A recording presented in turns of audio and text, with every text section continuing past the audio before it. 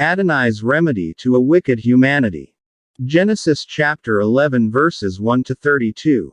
Isaiah chapter 28 verses 1 to 16 and 1 Corinthians chapter 14 verses 20 to 33. Introduction. Remedy is a way of dealing with a problem or making a bad situation better. Let me begin in Genesis chapter 8 verse 21b, which says, I will never again curse the ground for man's sake, although the imagination of man's heart is evil. After the flood in Noah's time, people remained wicked instead of living righteously. Adonai, who made man with whom he could speak, took the gift of language to rebel and divide the race for the traitor worship at Babel, and because of pride, man rebelled against Adonai. During creation, Adonai used the term, let us, in creating man.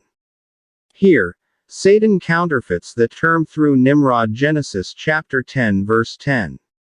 And the wicked people by saying, come let us make bricks, and come let us build city and tower and make name for ourselves. Since the command of Adonai to Noah after the flood was to multiply, people refused to scatter to fill the earth as they had been instructed. The goal of Nimrod and the brainwashed people in making a tower was not to glorify God but to praise their own greatness and to make a name for themselves. The tower was intended to unite the world in idolatry. Now Adonai inspected the tower and he decides to confuse the one language of the people. He forced them to scatter, and it's how that the families of the earth were separated according to his language. Genesis chapter 10 verse 5. To move from one to many languages indicates the move from one to many gods. So here's the remedy of Adonai to a wicked humanity. He chose one family in order to enter into a covenant with them. From the line of Shem Nahor came, from Nahor Terah came, and from Terah he begot Abram, later known as Abraham, which means, the father of a multitude. He was chosen to enter into a covenant with Adonai, and from him Isaac came. Then Isaac begot Jacob, and one of his sons is Judah, which is the tribe of Messiah Yeshua, the remedy of Adonai to the wicked humanity. In Haftarah portion, prophet Isaiah accused Ephraim and called them drunkards. Later, he gave his attention to Judah. Also drunkenness infected even the priest and prophet, which resulted in wrong guidance of the people. They erred in wine and strong drink in vision. The question is, what hope did the nation have when leaders lost their ability to be self-aware? So what's the action of Adonai? He will discipline his people using the tongue of other nation, when he allowed his people into exile. Just like in Torah portion, we can also see a remedy of Adonai to his people.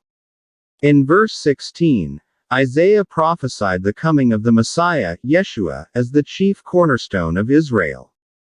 Yeshua is the foundation or the stone which holds together the entire structure of Israel. Our apostolic portion deals with the purpose of the gift of languages. In chapter 12, tongues are shared in the listing of spiritual gifts. Included within this list of spiritual gifts is kinds of tongues in verse 10 and interpretation of tongues in verse 11. According to Paul in the end of chapter 12, that tongues are not for all. In chapter 13, Paul states that tongues without love is useless. Now in chapter 14, Paul's opening words in verse 20, he told the believers in Corinth to be mature in understanding. In order to show it, Paul quoted Isaiah chapter 28 verse 11. He saw a parallelism between that situation and in Corinth as well. The problem was, the believers in Corinth's use of tongues was not going to lead to any good outcomes for the unbelievers in their midst. Their attitudes and use of tongues about the gift were evidence of lack of maturity.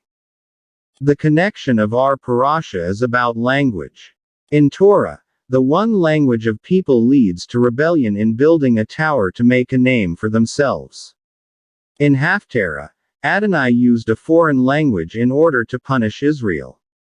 In Apostolic, Paul taught the believers in Corinth about the proper use of gift of languages. Back to my introduction. In spite of the continuous wickedness of man after the flood, Adonai has remedy. To reach him, there is no need of making a tower. Not a workmanship but a genuine relationship is what unites man and Adonai. We have only one way going to the Father, and that is through his Son Yeshua, the remedy to the wickedness of humanity. Shabbat Shalom.